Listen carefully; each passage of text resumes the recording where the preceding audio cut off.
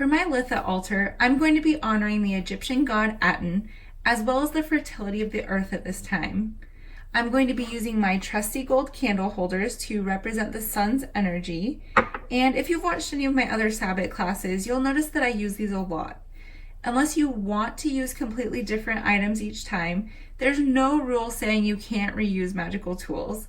I have a really small house, and if I start to collect too many items, they become more of a burden instead of a blessing.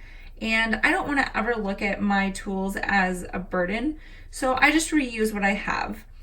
If you feel called to make a completely different altar with new items every time, absolutely do that. But if you want to or need to reuse items, absolutely do that as well. One big takeaway I hope you receive from any of my classes is that there are no hard and fast rules. When we start to get an attitude of have to, we make magic dogmatic and inaccessible, and that doesn't benefit anyone. So follow your intuition and use the tools you have access to. Okay, so back to the altar. I'm going to use this open terrarium because it gives me kind of a slightly ancient Egyptian feel. And then inside the gold candle holder, I'm going to be placing some rose petals that I collected from my yard last year. And you could also do fresh daisies if you want something fresh and not dried, but this is what I have on hand right now, so we're making that work.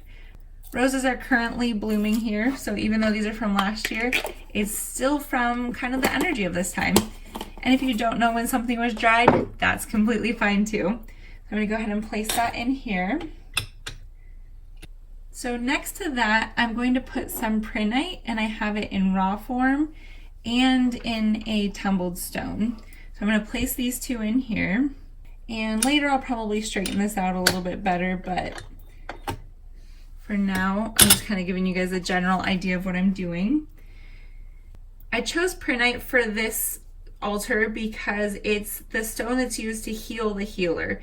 It's important to take care of yourself and meet your needs, especially during harvest times.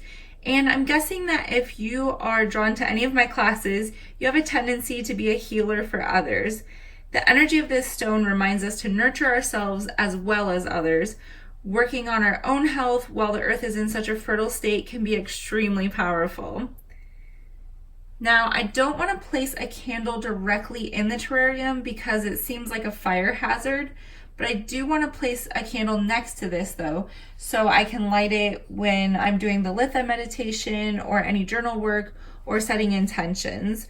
Altars don't have to follow a specific formula or layout, just adapt what you want to do to the space and tools you have and make it your own. So this candle holder, a gold one again, has a green candle in it, and like we learned in the previous videos, green is strongly associated with Litha. So I'm just going to have that right here to be able to light as needed. In the next video, we'll go over some inner work and journal prompts to work on integrating your shadow self. After that is a meditation.